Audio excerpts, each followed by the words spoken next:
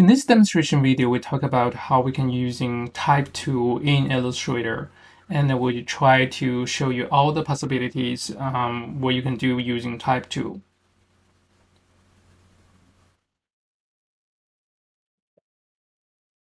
So let's talk about area type tool. So area type tool need a special shape, and it could be any pre-shapes you can made in Illustrator, and click the edge so you can create this fill-in text, and you can replace the text with your own text. So it could be really any shapes. Like this one is a heart shape, and it's working this way. So to compare with this one, you can also go using just regular type tool and just draw a box, and then you have the paragraph text. Next, let's talk about type on a path tool. So to do this, we need a path.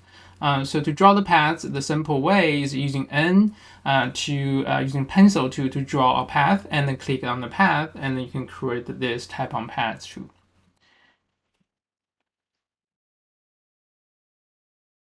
Next will be the vertical type tool. So it's very similar to the default type tool, but it's just vertical.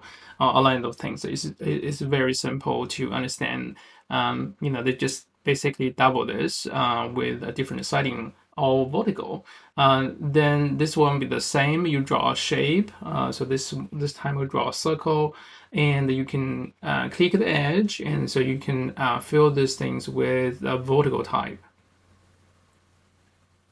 Well, next we talk about a vertical type on a path tool. So this really creates the text along a path. So let's draw a shapes a path, and you can see all the text along this the path. So let's do a different one to show the difference using a regular type on path.